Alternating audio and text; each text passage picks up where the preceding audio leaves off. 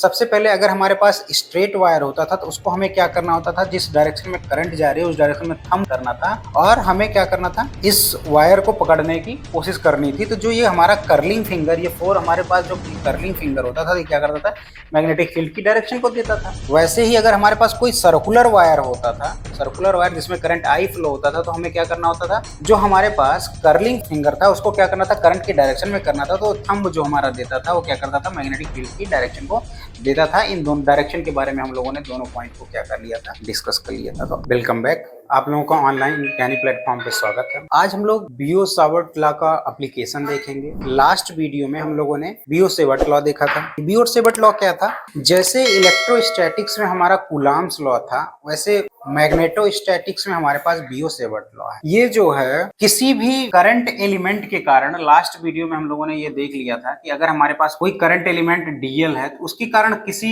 Point पे जो magnetic field होता है उसकी वैल्यू को हम डीबी से डिनोट करते थे, और जो डीबी का मैग्नीट्यूड आया करता था वो mu naught upon 4 pi I dl sine theta upon R square, इससे देते थे। ये बियो सावर्ट लॉ हमारा था।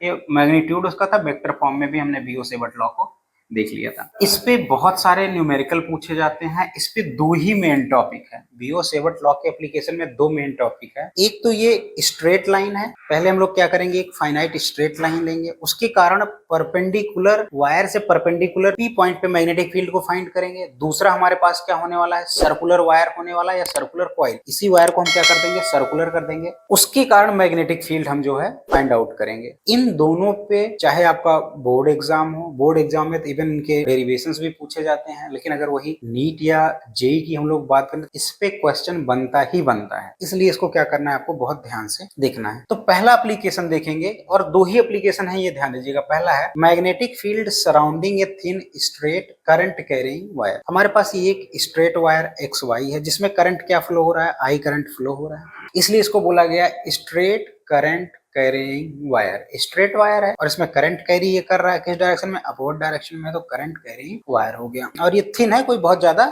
थिकनेस इसकी थिकनेस इसलिए ताकि हम लोग क्या करें, इसके थिकनेस को कंसिडरेशन में ना ले, इसके एरिया वगैरह को कंसिडरेशन में हमें ना लेना पड़े, हमारा कैलकुलेशन थोड़ा आसान हो जाए। इसके चारों ओर जो मैग्नेटिक फील्ड बनता है उसके बारे में हमें चर्चा करना है। अगर आपने लास्ट वीडियो देखा होगा तो हमने आपको मैग्नेटिक फील्ड के डायरेक्शन निकालने के दो तरीके बताए थे। दोनों में ही हमको क्या अप्लाई करना था, राइट हैंड रूल अप्लाई करना था। सबसे पहले अगर हमारे पास स्ट्रेट वायर होता था तो उसको हमें क्या करना होता था, जिस डायरेक्शन में करंट जा रही है उस डायरेक्शन में थंब करना था और हमें क्या करना था, इस वायर को पकड़ने की कोशिश करनी थी। तो जो ये हमारा कर्लिंग फिंगर, ये फोर हमारे पास जो कर्लिंग फिंगर होता था, ये क्या करता था, मैग्नेटिक फील्ड की डायरेक्शन को देता था। वैसे ही अगर हमारे पास कोई सर्कुलर वायर होता था, सर्कुलर वायर जिसमें करंट आई फ्लो होता था, तो हमें क्या करना होता था, जो हमारे पास कर्लिंग फिंगर था उसको क्या करना था, करंट की डायरेक्शन में करना था। तो थंब जो हमारा देता था वो क्या करता था, मैग्नेटिक फील्ड की डायरेक्शन को देता था। इन दोनों डायरेक्शन के बारे में हम लोगों ने दोनों पॉइंट को क्या कर लिया था, डिस्कस कर लिया था। तो आइए हम एक स्पेशल केस यहाँ पे इसके एप्लीकेशन का देखते हैं, जो कि बहुत ही ज्यादा क्या होने वाला है, इंपॉर्टेंट होने वाला है।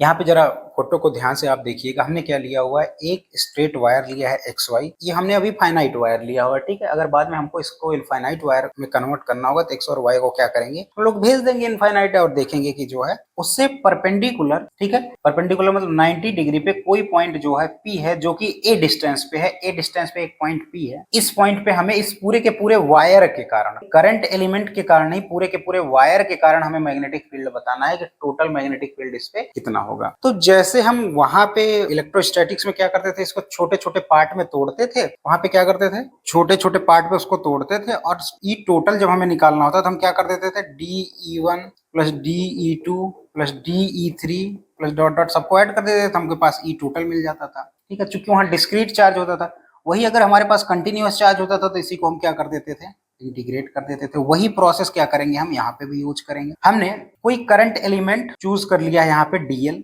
यहाँ पे ये देखिए छोटा सा हमने कोई करंट एलिमेंट DL चूज किया हुआ है। करंट एलिमेंट हमने क्या किया, वो DL चूज किया हुआ, और इसकी हमेशा डायरेक्शन क्या होती है, जो करंट की डायरेक्शन होती है वही हमारे करंट एलिमेंट की भी डायरेक्शन होती है। पिछली बार भी हमने देखा था। तो हमारे पास करंट एलिमेंट की डायरेक्शन क्या होने वाली है, अपवर्ड होने वाली है। बिल्कुल ऐसे जब हम एक्स वाई प्लेन में है, बोर्ड के प्लेन में है, तो अपवर्ड की तरफ होने वाला है। और इसमें तो करंट कितना फ्लो हो रहा होगा, आई, तो टोटल ये क्या हो जाएगा, आई, ठीक है। यहाँ से आर डिस्टेंस पे एक पॉइंट जहाँ पे हम क्या बताएंगे, मैग्नेटिक फील्ड हमको चाहिए, तो हमने क्या किया, यहाँ से थीटा एंगल पे, पहले भी हमने देखा था थीटा एंगल हमने लिया हुआ है, तो यहाँ से पी पॉइंट पे क्या हुआ, हमको मैग्नेटिक मैग्नेटिक फील्ड निकालना है। तो ये बताने के लिए हम लोग सिंपल सा करंट एलिमेंट के कारण किसी पॉइंट P पे जिसका डिस्टेंस r है, मैग्नेटिक फील्ड के लिए सिंपल सा हम क्या करेंगे, बियो-सेवर्ट लॉ का यूज कर लेंगे। इसका जो डेरिवेशन है केवल बोर्ड के पर्पज से मैं बता रहा हूँ, क्योंकि ये पूछा जाता, मैंने बताया भी है। यहाँ dB क्या होने वाला है, mu naught upon 4 pi I dl sine theta.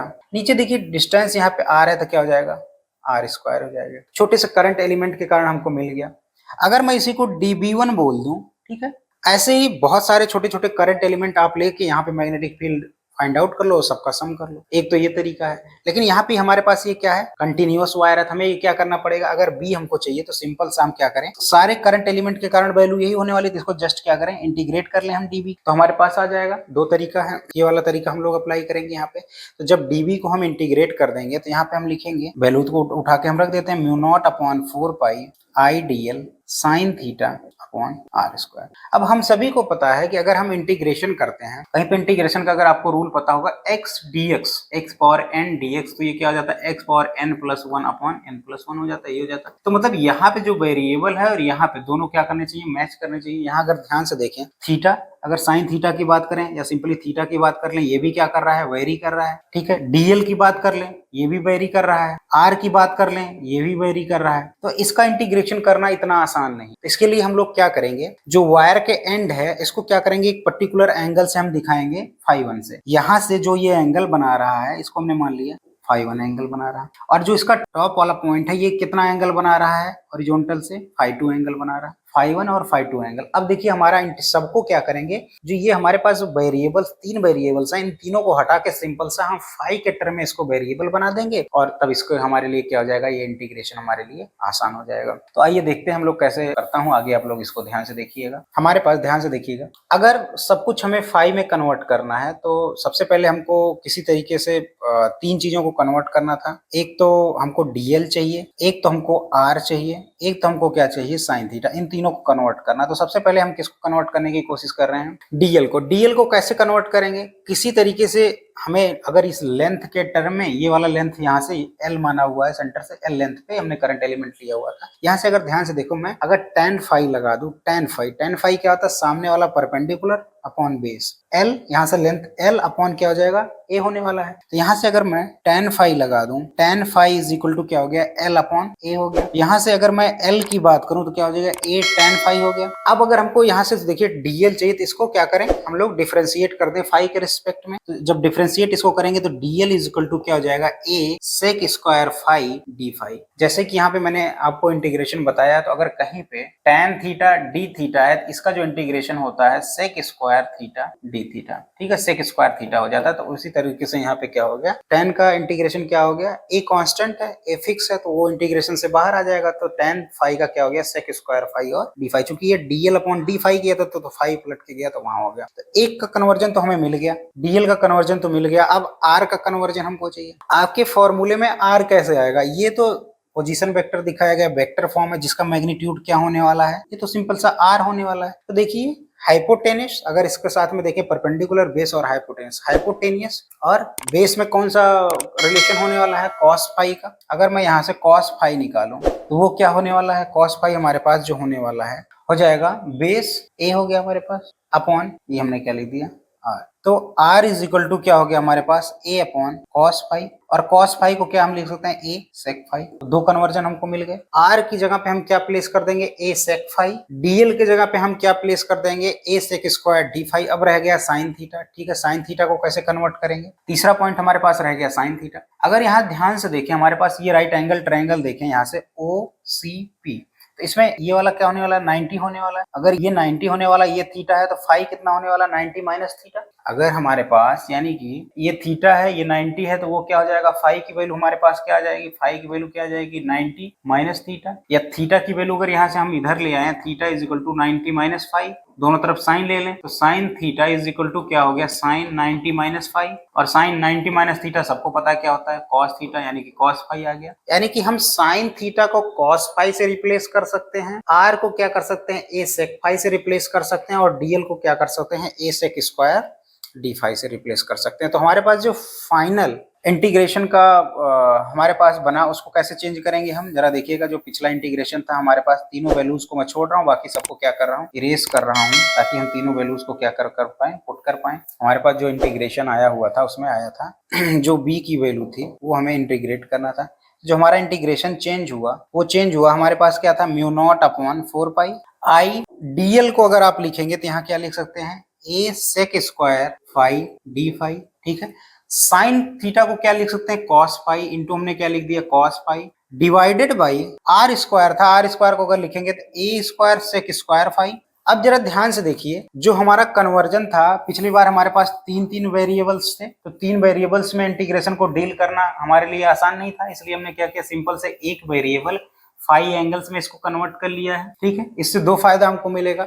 Integration को मैं फाई 1 से फाई 2 तक क्या करूंगा, लिमिट लगा दूंगा, क्योंकि ये हॉरिजॉन्टल से नीचे है, तो फाई 1 को हमें क्या लेना पड़ेगा, माइनस लेना पड़ेगा, तो यहाँ पे हम क्या लगाएंगे, माइनस फाई 1। और इंटीग्रेशन हमारा ऊपर कहाँ जा रहा है, पॉजिटिव तक, फाई 2 तक जा रहा था, फाई 1 से फाई 2 तक हम इंटीग्रेट कर लेंगे। जरा ध्यान से देखिए, यहाँ केवल हमारे पास जो वेरी करने वाला रह गया वो फाई वेरी करने रह गया, हमारे लिए इंटीग्रेशन क्या होने वाला, आसान होना है। देखो सेक स्क्वायर फाई से सेक स्क्वायर फाई कैंसिल हो गया, ए से ए यहाँ पे कैंसिल हो गया, और म्यू नॉट अपॉन 4 पाई कांस्टेंट होता है, इंटीग्रेशन से बाहर आ जाएगा। जो करंट फ्लो हो रहा है वो कांस्टेंट होता है, इंटीग्रेशन से बाहर आ जाएगा। हमारे पास ए कांस्टेंट है, ये डिस्टेंस कांस्टेंट है, ये इंटीग्रेशन से बाहर आ जाएगा, तो हमारे पास इंटीग्रेशन के अंदर बचेगा cos फाई डी फाई। तो यहाँ पे हमारे पास b इज इक्वल टू क्या हो गया, इंटीग्रेशन ऑफ डी बी, ये इज इक्वल टू क्या हो गया, हमारे पास म्यू नॉट अपॉन 4 पाई, साथ में i हमने ले लिया, ए नीचे आ गया हमारे पास, इंटीग्रेशन में हमारे पास माइनस फाई 1 से फाई 2, साथ में बचा cos फाई डी फाई। अब आप सभी जानते हैं कि cos फाई का इंटीग्रेशन क्या होता है, cos थीटा डी थीटा का इंटीग्रेशन जो होता है sin थीटा। वैसे अगर यहाँ फाई ले लेंगे तो हमारे पास क्या हो जाएगा, sin फाई आ जाएगा, तो इसकी वैल्यू क्या हो जाएगी, sin फाई हो जाएगी। आगे देखिएगा जरा, वैल्यूज क्या हो जाएगी, b इज इक्वल टू हमारे पास क्या हो गया, dv is equal to mu naught I upon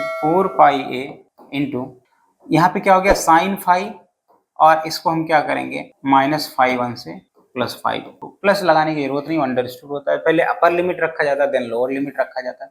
इसकी वैल्यू हो गई म्यू नॉट अब आई अपॉन 4 पाई ए साइन फाई 2 माइनस साइन, ध्यान से देखिए, माइनस फाई 1, ये हमारे पास क्या आ गया, वैल्यूज आ गया। और हम सभी को पता है कॉस को छोड़ के बाकी किसी का साइन, माइनस थीटा जो होता है ये क्या होता है, माइनस साइन थीटा होता है। कॉस केवल पॉजिटिव होता है, बाकी सारे नेगेटिव होते हैं। तो यहाँ पे ये जो माइनस है ये बाहर आके इसको क्या कर देगा, पॉजिटिव कर देगा। तो हमारे पास जो फाइनल फॉर्मूला निकल के आया, पूरे के पूरे करंट कैरिंग वायर के कारण जो हमारे पास टोटल मैग्नेटिक फील्ड निकल के आया, उसकी वैल्यू जो निकल के आई वो हो गई हमारे पास b is equal to mu naught I upon 4 pi a, साथ में साइन, ध्यान से देखिएगा, phi 2 plus sine phi 1। Simply हम फाई 1 को पहले लिखते हैं पाई कन्वेंशन, तो इसको फॉर्मूला आसानी से याद रखने के लिए naught upon 4 pi a sine phi 1 plus sine phi 2, ये बहुत इंपॉर्टेंट फॉर्मूला है, इसमें बहुत सारे क्वेश्चन न्यूमेरिकल्स पूछे जाते हैं। अब आपको केवल क्या करना है, ध्यान से देखिएगा, यहाँ पे मैंने ऑलरेडी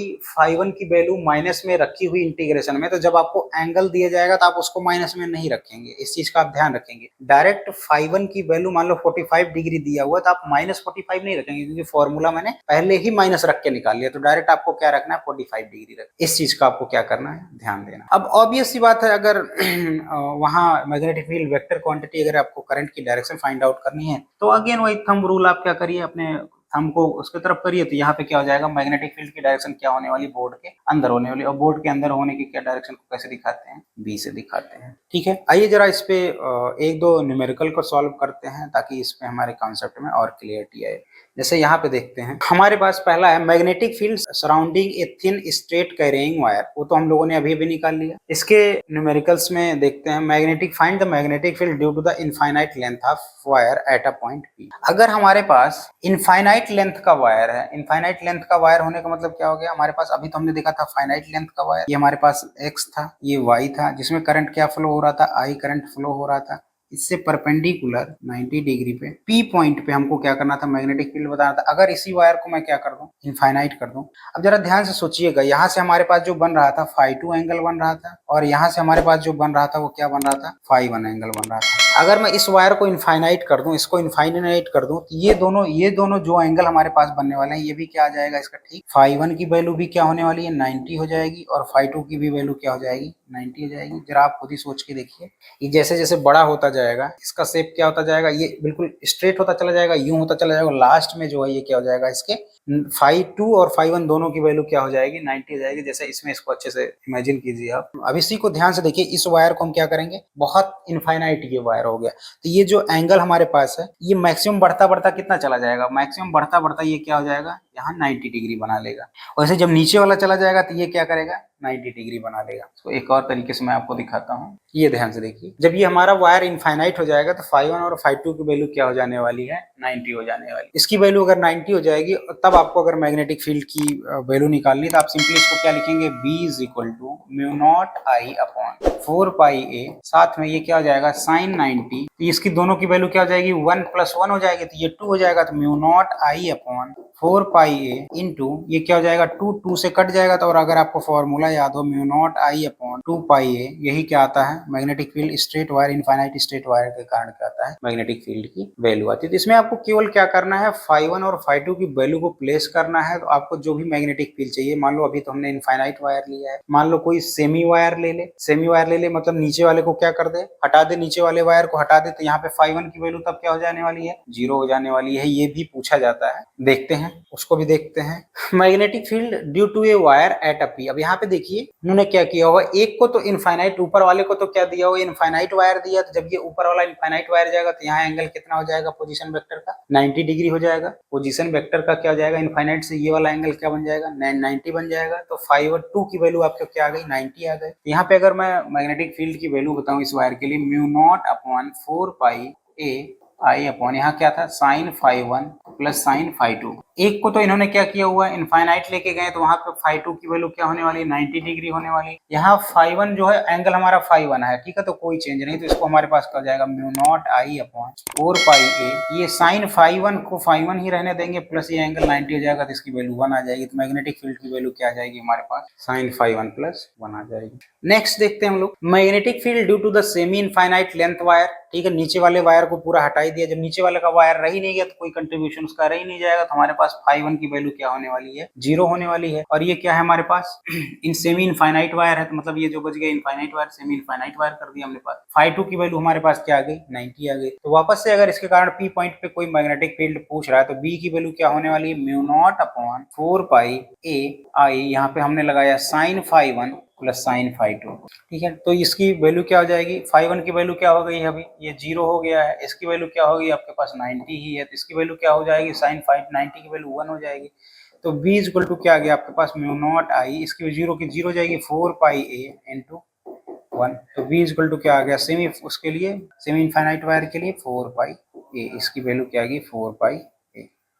देखिए एक डेरिवेशन के कारण हमने क्या किया, एक डेरिवेशन निकाला, उसके बाद जो वायर से रिलेटेड बहुत सारे प्रॉब्लम्स हैं उसको हमने क्या किया यहाँ पे एड्रेस किया हुआ है। यहाँ पे देखिए फाई 2 की वैल्यू हमें क्या दे दी गई है, कोई एंगल थीटा दे दिया गया है। इसके कारण अगर आपके पास निकालना हो मैग्नेटिक फील्ड निकालना हो, तो यहाँ पे हमारे पास फाई 2 की वैल्यू थीटा दे दी गई है और फाई 1 की वैल्यू 0 है, तो वापस हमारे पास वही सारे वैल्यूज क्या होने हैं आ जाने हैं। तो इसका अगर मैं यहाँ पे देखूँ इस क्वेश्चन को, इसके एप्लीकेशन पे, find the magnetic field due to the finite length of wire at a point P, ये तो हम लोगों ने कर ही लिया था। सेमी इनफाइनाइट वायर हो गया हमारे पास, फाइनाइट वायर हो गया, ये भी हमने कर लिया था। तो वही अगर हमारे पास सिंपल सा देखा जाए उस क्वेश्चंस को, अगर उसको सॉल्व करना हो तो कुछ हमको करना नहीं है एक्स्ट्रा। यहाँ पे अभी आपको क्या करना है मैग्नेटिक फील्ड की वैल्यू लिखना है mu naught upon 4 pi A, यहाँ पे I sine phi 1 plus sine phi 2। B की वैल्यू हो गई mu naught I upon 4 pi ए।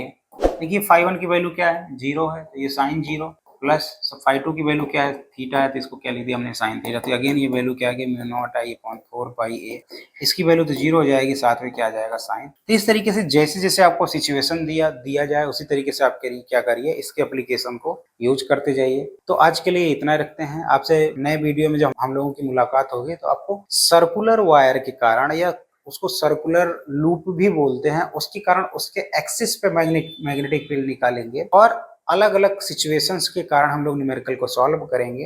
इस केस में भी जो एक दो न्यूमेरिकल्स हमारे पास और रह गए, नेक्स्ट वीडियो में उसके साथ मिलते हैं। आज आपके टाइम के लिए धन्यवाद, मिलते हैं आपसे नेक्स्ट क्लास में। Come now, rise now, feel the fire in your soul. Move now, free now, let the rhythm make you whole.